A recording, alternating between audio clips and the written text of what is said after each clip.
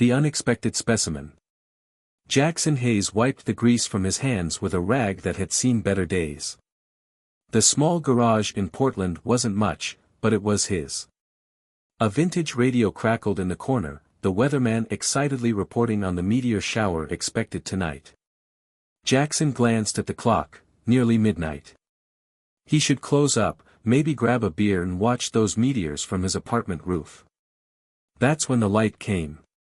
Not the gentle streak of a meteor, but a blinding pulse that flooded through the skylights and warped around machinery like liquid. Jackson's wrench clattered to the floor as the light enveloped him, his skin tingling with electricity. His last conscious thought was oddly mundane: he'd forgotten to lock the register. The sensation of cold metal against bare skin jolted Jackson awake.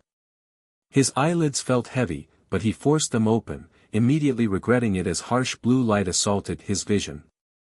"Subject shows signs of consciousness," announced a melodic voice that seemed to reverberate inside his skull rather than through his ears. Jackson blinked repeatedly, his vision clearing to reveal a sight that sent his heart racing. 3 figures stood around what appeared to be an examination table, the cold surface he was currently lying on. They were humanoid, but decidedly not human. The tallest had pale violet skin stretched over an elongated face with large, almond-shaped eyes that gleamed like polished onyx. No visible hair, just intricate ridges along the skull that pulsed with subtle light.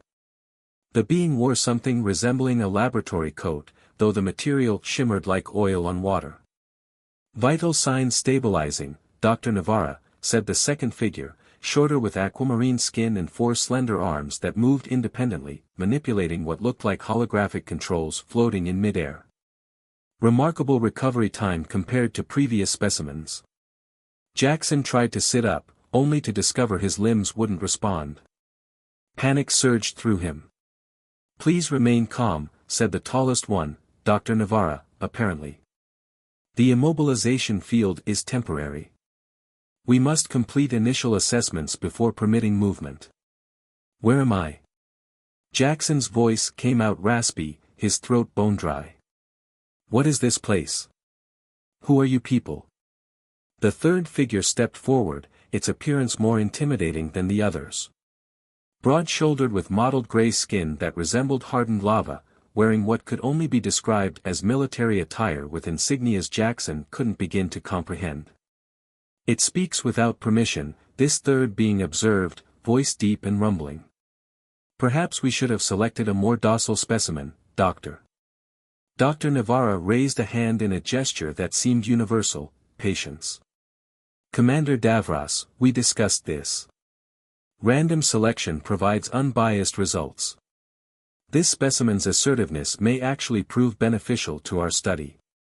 Jackson's mind raced. Specimen? Study? The implications hit him like a freight train. He'd been abducted, by aliens, for research. "Look, there's been a mistake," Jackson tried again, relieved to find his voice stronger. "I'm just a mechanic. Nothing special about me. Plenty of more interesting people you could have picked up."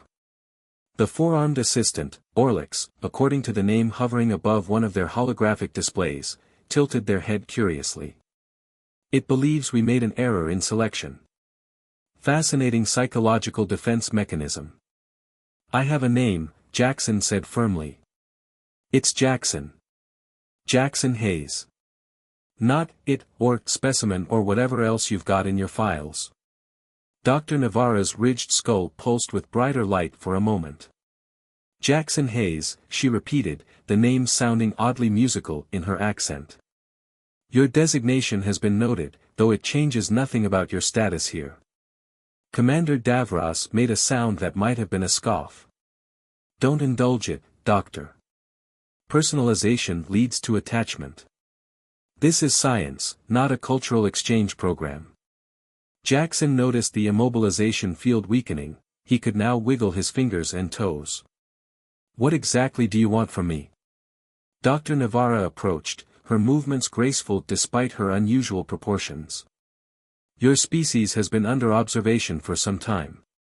Humans display certain anomalies that warrant closer investigation. Anomalies? Your capacity for rapid adaptation, for one, Dr. Navarra explained. Most species evolve gradually over millennia. Humans adapt within generations, sometimes within a single lifetime. It defies conventional evolutionary theory. Orlix manipulated the holographic displays, bringing up what appeared to be human anatomical diagrams alongside incomprehensible data. Also peculiar is your species' neurological resilience. The capacity for emotional recovery after trauma exceeds anything in our database. All the more reason to proceed with caution, Commander Davros interjected. Unpredictability is rarely beneficial in the greater cosmic order. Jackson felt the restraining field loosen further. He slowly sat up, noting the silvery material covering his body from neck to ankles, some kind of examination garment. The room around him was circular, filled with equipment that defied description, surfaces gleaming with the same oil-slick iridescence as Dr. Navarra's coat. "So I'm your lab rat," Jackson said flatly. "How long do you plan to keep me here? People will notice I'm missing." A sound emanated from Orlix that might have been laughter. "Time discrepancy renders that concern irrelevant. When we return you, barely moments will have passed in your dimension." "If we return you," Commander Davros corrected, eyes narrowing. "That decision awaits the outcome of our investigations." Dr. Navarra shot the commander a look that suggested this was an ongoing disagreement. "We are aboard the research vessel Luminara," she explained to Jackson. "You will be provided quarters, sustenance calibrated to your biological needs, and reasonable comforts. Cooperation will make your stay more pleasant." Jackson swung his legs over the edge of the examination table, testing his balance. The gravity felt slightly lighter than Earth's, giving him an odd floating sensation. "And if I don't cooperate?" he challenged. Commander Davros stepped forward menacingly. "Then we extract what we need without your consent. The Council approved invasive protocols if necessary." "That won't be needed," Dr. Navarra said firmly. "Jackson Hayes, we begin formal testing tomorrow after you've had time to acclimate. Orlix will escort you to your quarters." As if on cue, a section of the wall dissolved into an opening. Orlix gestured with one of their 4 arms for Jackson to follow. Jackson stood, legs shaky but functional. As he passed Dr. Navarra, he caught her watching him with what appeared to be genuine scientific curiosity rather than malice. Commander Davros, however, radiated hostility. "I'll find a way home," Jackson said quietly. "Just so we're clear." Dr. Navarra's skull ridges pulsed gently. "Fascinating. Most specimens express fear at this stage. You express determination instead." She made notes on a floating display. "Tomorrow will be most interesting, Jackson Hayes." Orlix led Jackson through corridors that seemed to breathe, the walls pulsing with subtle bioluminescence that adjusted to their movements. For arms working in perfect coordination, the technician manipulated floating symbols that appeared and disappeared at their touch. "Your temporary habitat has been calibrated to Earth atmospheric conditions," Orlix explained, voice melodic despite the clinical words. "Though I recommend gradual exposure to our standard environment. Most specimens adapt within 3 cycles." "I'm not most specimens," Jackson replied, studying the alien technology surrounding him. The mechanic in him couldn't help but appreciate the seamless engineering. "This ship, the Luminara, how big is it?" "Approximately 18 of your kilometers in length," Orlix said casually.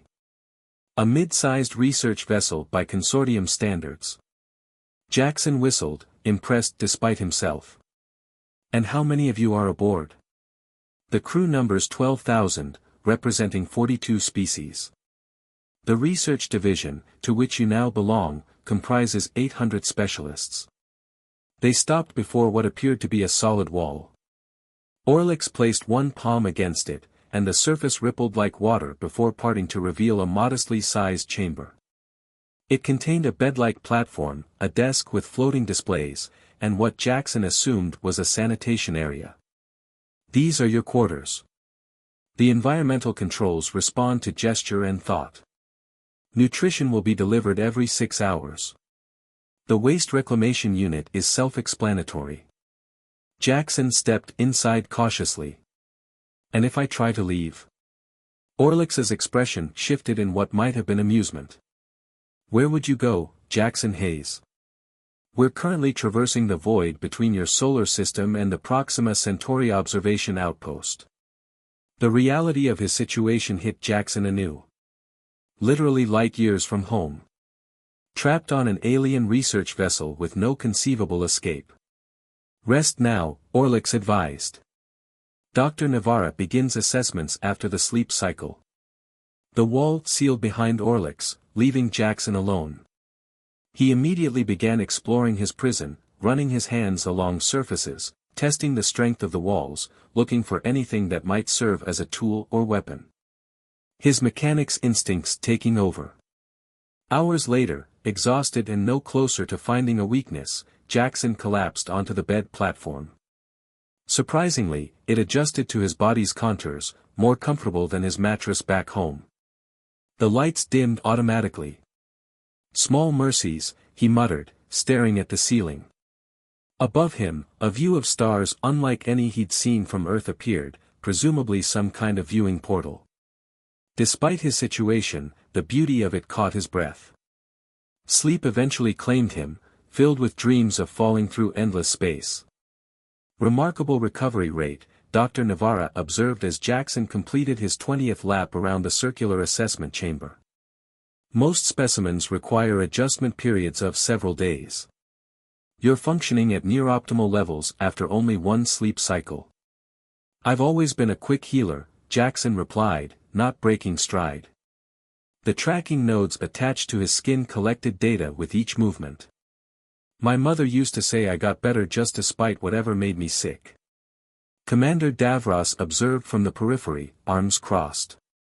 Or perhaps it isn't adapting at all, but merely hiding symptoms. Deception is a known human trait. Jackson shot the commander a look. Says the species that kidnaps people in the night. Scientific acquisition, Davros corrected coldly. Authorized by the Consortium Ethics Committee. Ethics? Jackson laughed bitterly. There's nothing ethical about treating sentient beings as lab specimens. Dr. Navarra's skull ridges pulsed with increased luminosity. Interesting. Your moral framework extends protective status to all life forms capable of self-awareness. Generally, yes. We try not to dissect things that can tell us they'd rather not be dissected. Yet humans consume other species, experiment on lesser life forms, and historically have enslaved even members of your own kind, Orlix interjected, for arms simultaneously taking readings from different instruments. Jackson stopped running. We're not perfect. But we're trying to be better. Dr. Navarra made notes on her display. Capacity for ethical self-reflection. Noteworthy. The assessment continued for hours. Physical capabilities tested to exhaustion. Cognitive functions measured through increasingly complex problem-solving scenarios.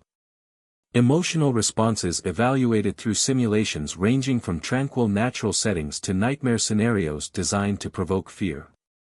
By the end, Jackson was drenched in sweat, mentally drained, but stubbornly refusing to show weakness. Final assessment for this cycle, Dr. Navarra announced. The adaptation chamber. A cylindrical pod rose from the floor, transparent sides revealing an interior filled with swirling mist. What does it do?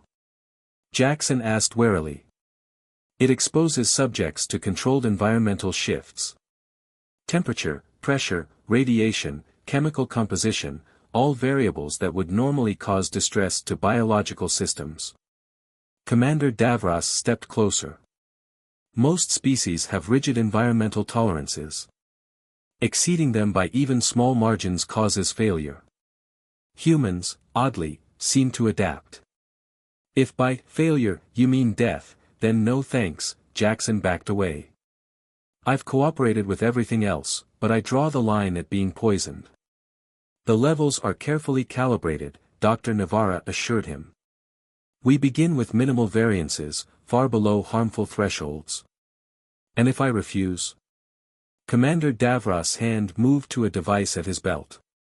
Then we employ invasive protocols. Jackson looked between them, weighing his options. Dr. Navarra seemed genuinely interested in scientific discovery, not cruelty. Davros clearly viewed him as a potential threat to be neutralized at the first sign of resistance. Fine, he conceded. But you pull me out at the first sign of trouble. The pod opened. Jackson stepped inside, heart pounding. The mist swirled around him as the chamber sealed. At first, nothing seemed to happen. Then subtle changes began. The air grew slightly thinner. Temperature dropped incrementally. A faint tingling sensation spread across his skin. Through the transparent walls, he saw the scientists monitoring displays, expressions shifting from clinical interest to what appeared to be surprise. Impossible, he heard Davros say, voice muffled by the pod. No biological system adapts that rapidly. And yet, Dr. Navarro responded, gesturing to the readings, cellular reconfiguration is occurring in real time. The human isn't merely tolerating the changes, it's physiologically embracing them. Jackson felt strange. Not painful, but altered. His vision sharpened, colors becoming more vivid. The tingling intensified, like electricity flowing just beneath his skin. When he exhaled, his breath formed visible patterns in the air, swirling like the star maps he'd seen in his quarters. Enough, Dr. Navarra eventually announced. End the test cycle. The pod opened. Jackson stepped out, surprised by how steady he felt. Better than steady, energized. Like he'd just had the best night's sleep of his life followed by a perfect cup of coffee. What did you do to me? He asked, examining his hands, which seemed to shimmer faintly in certain light. Dr. Navarra approached, fascination evident in her expression. We've done nothing unexpected. The chamber simply accelerated processes already present in your physiology. What's remarkable is how your systems responded. The transformation efficiency exceeds all recorded precedents, Orlick's added, all four hands working frantically across displays. Even the Valerians, known for their adaptive capabilities, require multiple generations to achieve what this human accomplished in minutes. Commander Davros' expression darkened. This confirms my concerns. Humans aren't merely adaptive, they're dangerously transformative. The Council must be informed immediately. The Council will be briefed according to protocol, Dr. Navarra countered firmly. After we've completed the full research cycle. Jackson felt a strange new awareness of his surroundings, not just sight and sound, but something deeper. Energy patterns. Information flows. The subtle vibrations of the ship itself. Take the specimen back to containment, Davros ordered. And increase security protocols. I want neural inhibitors installed. That won't be necessary, Dr. Navarra argued. Jackson Hayes has shown no hostile intent. Yet, Davros retorted. But we've just proven humans can adapt to our environments faster than anticipated. What happens when it adapts enough to threaten this vessel? Jackson felt an inexplicable certainty that something fundamental had changed within him. Whatever they'd accelerated in that chamber wasn't finished transforming. As Orlix led him back toward his quarters, Jackson caught Dr. Navarra watching him with an expression he couldn't quite read, scientific curiosity mixed with something else. Concern. Excitement. Perhaps even a touch of fear. The corridor lights seemed brighter now, their patterns suddenly meaningful in ways he couldn't articulate. The ship's subtle vibrations formed rhythms he could almost translate into information. Something was awakening inside him. Something the aliens had triggered but clearly hadn't expected. For the first time since his abduction, Jackson felt a strange reversal occurring. Perhaps he wasn't merely their subject after all. Perhaps he was becoming something else entirely. The change began subtly. Jackson noticed it first when the floating displays in his quarters responded before he physically gestured toward them. They activated at his mere thought, interfaces reorganizing to accommodate his preferences without instruction. Fascinating side effect, Dr. Navarra observed during the next assessment session. Your neural patterns have synchronized with our ship's biotechnology. Most species require implants to achieve such integration. Jackson concentrated on a diagnostic panel across the room. It flickered to life, data streaming across its surface. I can feel the systems now. Like they're extensions of my own body. Commander Davros watched with undisguised alarm. This development must be reported to High Command immediately. The security implications alone are worth studying thoroughly before drawing conclusions, Dr. Navarra interrupted. This is precisely why we selected humans for investigation.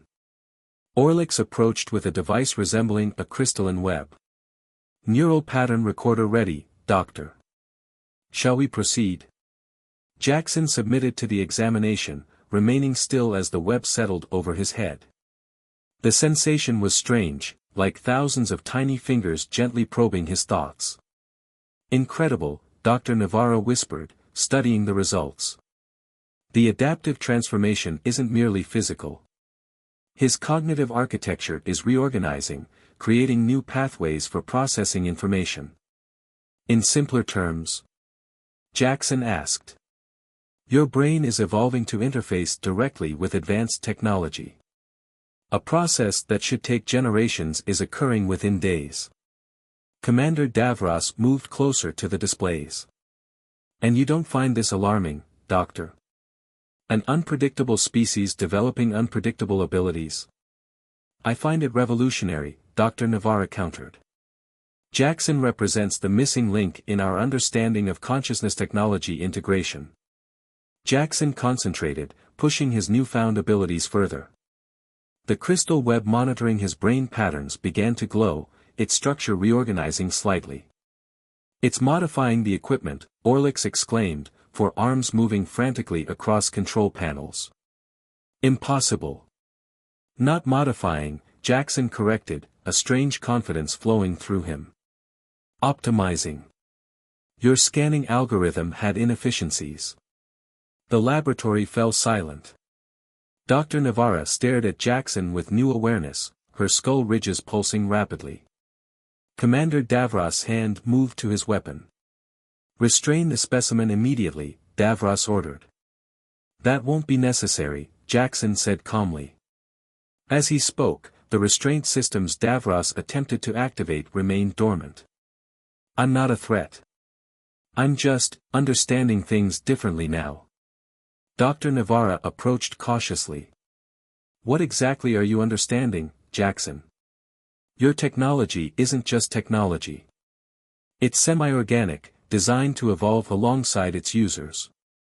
But there's a limitation in how you interface with it, a barrier your species can't cross because of how your neural systems developed. Jackson removed the crystal web from his head. Humans don't have that barrier. Our brains are more plastic. This proves my point, Davros insisted. The subject has compromised our systems. Security protocols have been breached. Not breached, Jackson corrected. Recognized. Your systems see me as an authorized user now because, in a way, I've become part of them. Dr. Navarra's scientific curiosity visibly overcame her caution. Can you demonstrate the extent of this connection? Jackson nodded, then closed his eyes. Around them, the laboratory systems responded, displays shifting to show the ship's core functions: navigation, life support, research databases. He wasn't hacking or forcing entry, the systems were responding to him as they would to any high-level authority. Impossible, Orlix whispered. Such integration would require genetic recoding at the cellular level. Which appears to be exactly what's happened, Dr. Navarra replied, examining new biological scans. His DNA structure is subtly realigning, incorporating elements that resonate with our technology. Commander Davros drew his weapon. This has gone far enough. By authority of the Consortium Security Directive, I am terminating this specimen. You won't, Jackson said simply. The weapon in Davros' hand powered down. Not because I'm controlling your technology, I'm not. But because deep down, you know I'm not a threat. I could have escaped already if that was my intention. Dr. Navarra stepped between them. Commander, consider what we're witnessing. This isn't a security breach, it's the most significant breakthrough in xenobiology in centuries. A breakthrough that could threaten our entire civilization if replicated, Davros countered. What happens when humans learn they can integrate with advanced technology by simply being exposed to it? The power imbalance would be catastrophic. Jackson stood, the restraints that should have held him harmlessly disengaging. Or it could be the beginning of something new. A genuine exchange between our species instead of treating us like lab rats. The tension in the room was palpable. Commander Davros still poised to attack, Dr. Navarra caught between scientific discovery and protocol, Orlick's frantically documenting every aspect of the unprecedented situation. I propose a compromise, Jackson continued. I'll submit to continued research, voluntarily. In exchange, you stop viewing me as a specimen and start treating me as a collaborative partner. Equal standing, shared knowledge. Absolutely not, Davros began. Actually, Dr. Navarra interjected, this approach has merit. Cooperative research with a fully integrated subject would yield far more valuable data than forced experimentation. The consortium will never approve direct collaboration with an unvetted species, Davros argued. A new voice entered the conversation as the laboratory door dissolved. The consortium might reconsider, given these developments.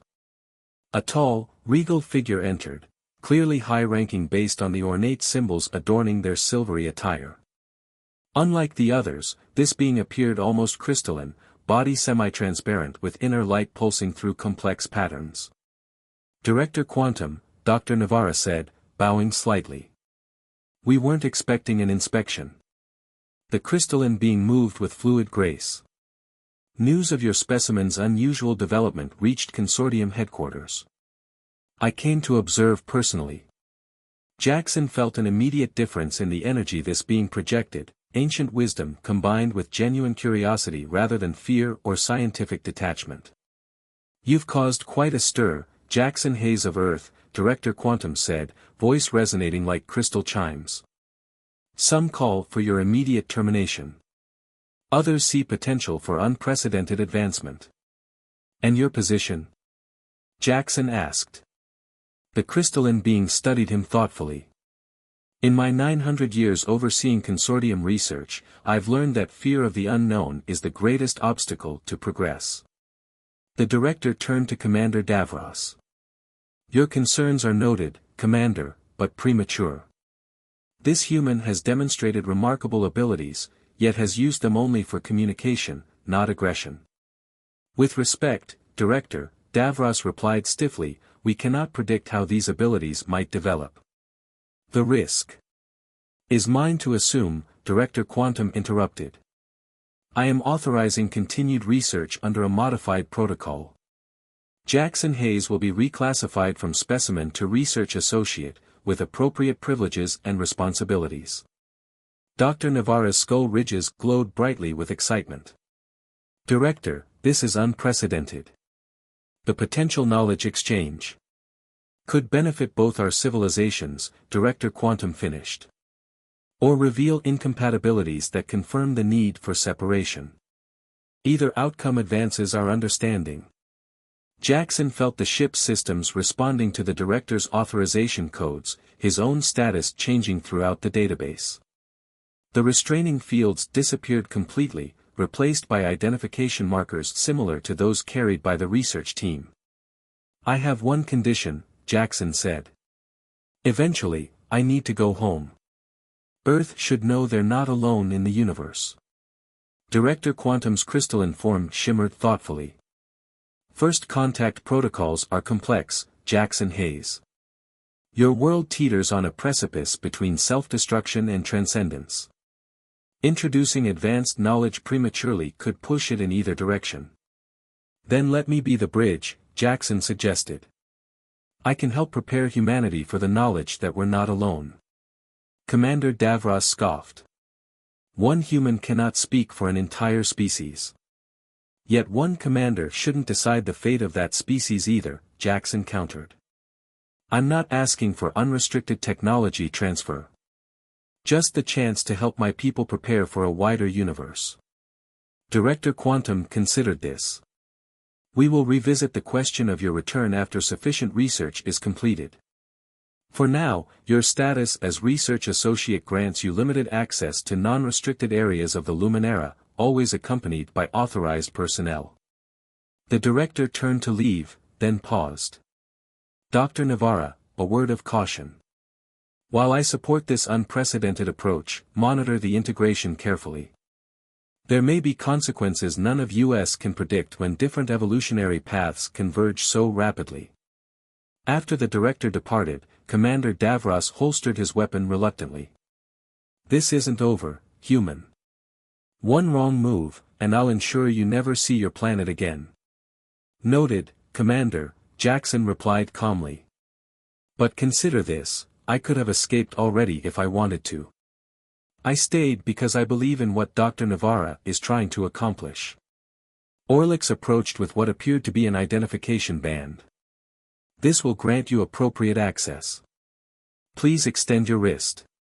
As the band settled against his skin, Jackson felt it sync with his modified biology, becoming almost a part of him rather than an external device. What happens now? He asked Dr. Navarra.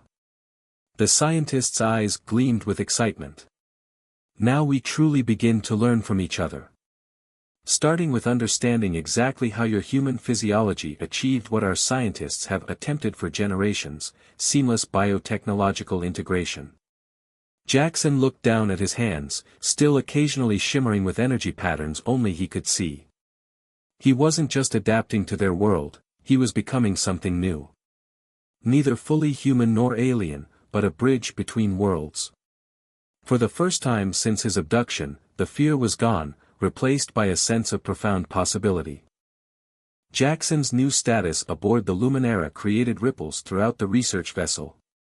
Where once he'd been observed from a distance, now crew members would stop and stare openly as he walked the corridors alongside Dr. Navarra or Orlix. Some with curiosity, others with undisguised fear. Your presence has become quite controversial, Dr. Navarra explained as they entered the primary research hub, a vast chamber where dozens of scientists from various species worked at stations arranged like petals of an enormous flower. The consortium hasn't faced a situation like this since first contact with the Meridians 3 centuries ago. What happened with them? Jackson asked. War, Dr. Navarra said simply. The Meridians viewed all other life as resources to be harvested. The conflict nearly destroyed both civilizations before peace was established. Is that what everyone expects from humans? That will start a war. Unknown variables create anxiety. Your adaptation rate exceeds our predictive models. It makes many uncomfortable. In the center of the research hub, a holographic representation of Jackson's modified DNA rotated slowly, scientists studying its structure from all angles. His genetic code had become the most examined data set on the ship. Technician Hemlix believes he's identified the adaptive sequence, Orlix reported, approaching with a display floating between two of their 4 hands. It appears to activate in response to environmental stressors, allowing rapid cellular reconfiguration at a rate previously thought impossible. Jackson studied the display, surprised by how easily he now understood the complex scientific notation. It's not actually changing the DNA itself, he observed. It's changing how the DNA expresses itself, which genes activate under which conditions. Dr. Navarra stared at him. That's precisely correct. How did you know? Jackson shrugged. The patterns are clear once you understand the language they're written in. Your cognitive enhancement continues to progress, Dr. Navarra noted. Can you describe the subjective experience? It's like. Jackson searched for words. Imagine spending your life seeing everything through foggy glass, then suddenly having crystal clear vision. Information that used to be noise now forms patterns I can read intuitively. Their conversation was interrupted by a commotion at the research hub's entrance. Commander Davros marched in, accompanied by a delegation of severe-looking officials in formal attire. Consortium Security Council representatives, Orlix whispered to Jackson. This is unprecedented. The lead official, a tall being with metallic skin etched with geometric patterns, approached Dr. Navarra. Chief Researcher Navarra, by authority of the High Council, I am here to assess the human specimen personally. Research Associate, Dr. Navarra corrected. Jackson Hayes has been reclassified per Director Quantum's authorization. The official's metallic features remained expressionless. That reclassification is precisely what concerns the Council. I am Imperator Zoltan, head of Consortium Security. The human will submit to immediate examination. Jackson stepped forward. I'm standing right here. You could address me directly. Imperator Zoltan regarded Jackson as one might view an unusual insect. Biological specimens do not dictate protocols to Council officials. I'm not a specimen, Jackson replied evenly. Director Quantum granted me associate status. A decision made without proper risk assessment, Commander Davros interjected. As I've documented in my reports, this human presents unprecedented security concerns. The research hub had fallen silent, all attention focused on the confrontation. Jackson felt the ship's systems responding to his elevated emotions, displays around him flickering in synchronization with his heartbeat. Your integration with our technology proves my point, Imperator Zoltan observed coldly. No unvetted species should possess such capabilities. Dr. Navarra stepped between them. With respect, Imperator, Jackson Hayes has shown no hostile intent.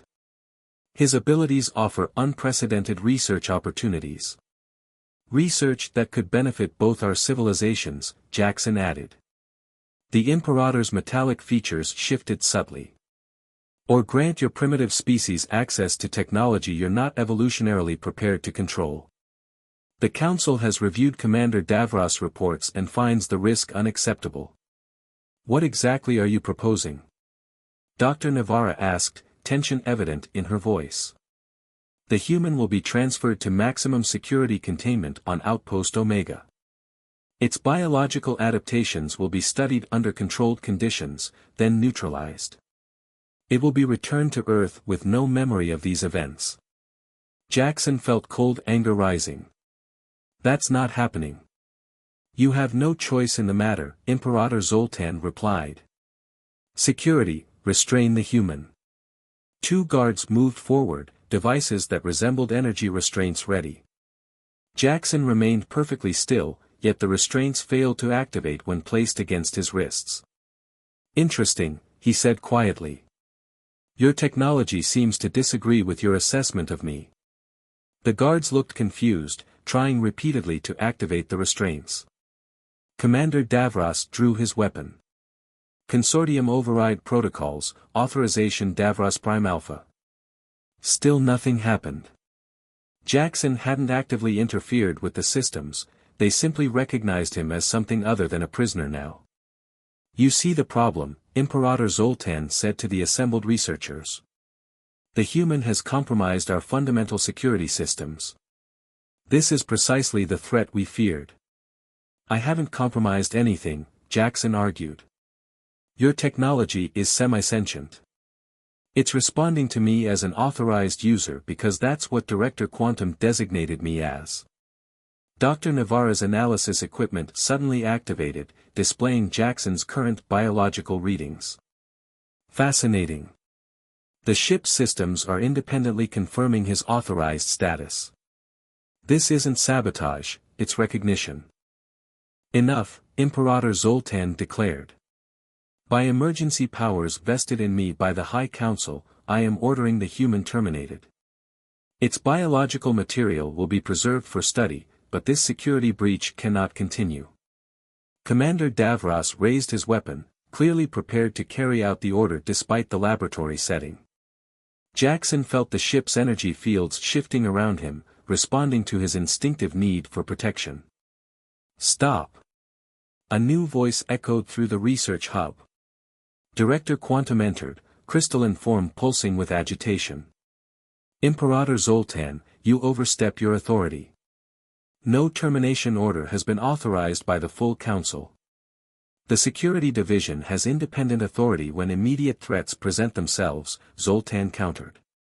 "There is no immediate threat," Director Quantum replied, moving to stand beside Jackson. "Only unprecedented opportunity that fear blinds you to." The standoff created a palpable tension in the air. Jackson could feel the ship's systems growing increasingly agitated, responding to the emotional energy filling the research hub. "Director," Jackson said quietly, "I think there's a problem with the ship." As if confirming his words, alarms suddenly blared throughout the Luminara. Emergency lights pulsed red as display screens flickered with warning symbols. "Critical system failure detected in the quantum propulsion core," an automated voice announced. "Cascade collapse imminent. Estimated time to catastrophic failure, 30 minutes. Chaos erupted as scientists abandoned their research stations, security protocols automatically sealing sections of the ship.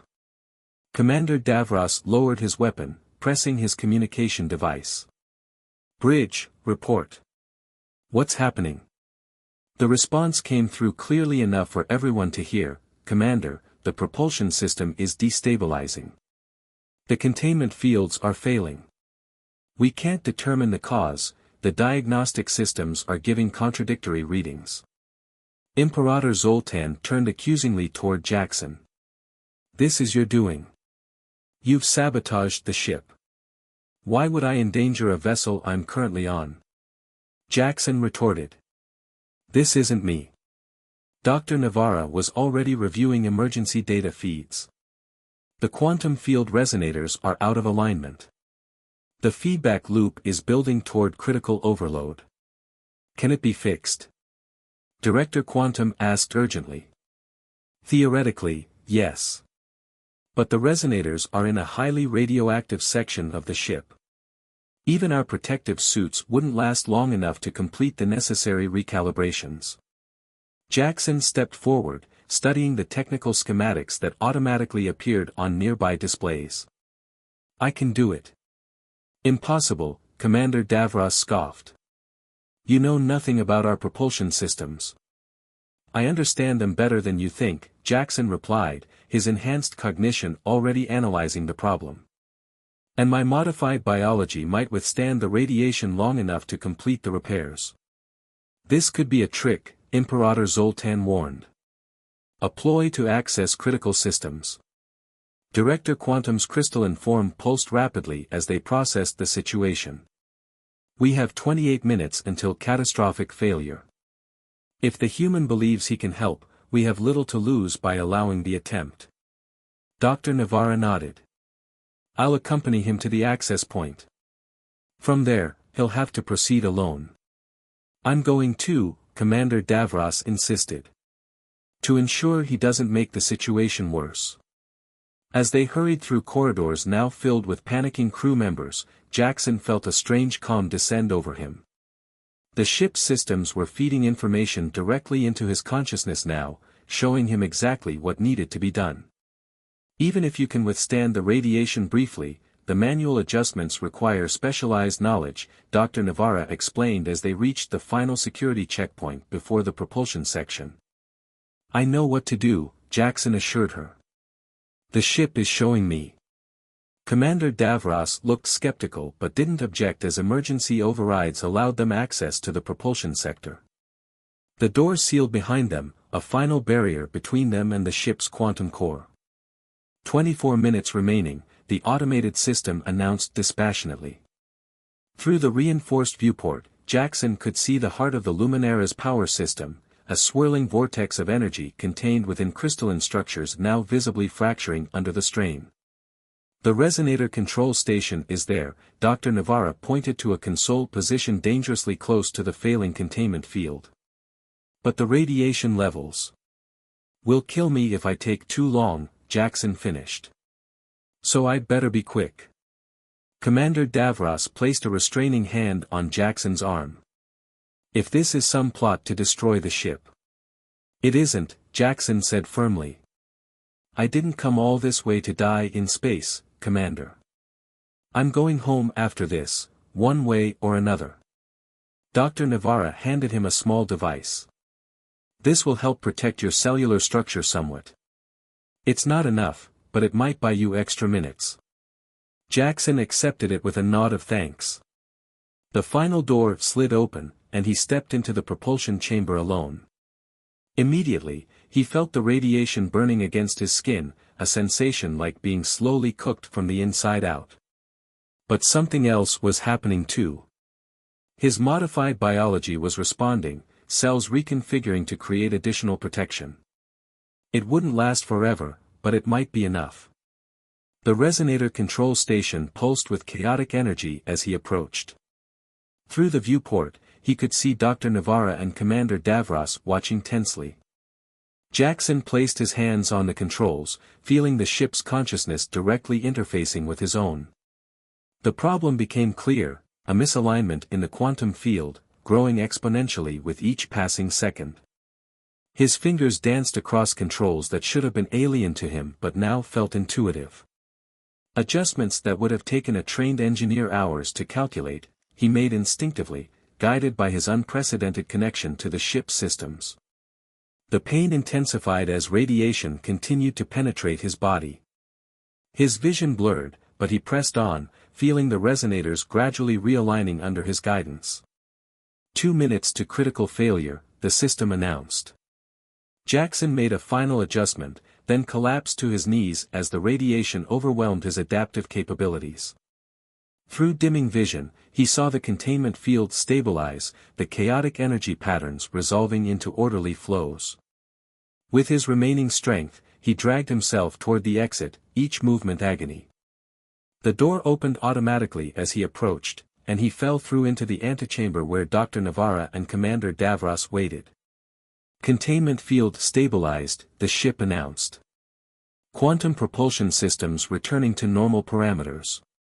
Dr. Navarra rushed to Jackson's side, medical equipment already scanning his radiation-damaged body. He needs immediate treatment. The cellular degradation is severe. To Jackson's surprise, Commander Davros helped lift him onto a medical transport platform. The human saved the ship, he acknowledged grudgingly. As consciousness faded, Jackson heard Imperator Zoltan's voice over the communication system. The Council demands an immediate report on what happened. Director Quantum's response was the last thing Jackson heard before darkness claimed him. Tell the Council that today, a human demonstrated precisely why his species deserves our respect, not our fear. And prepare for first contact protocols. It's time we reconsidered Earth's classification.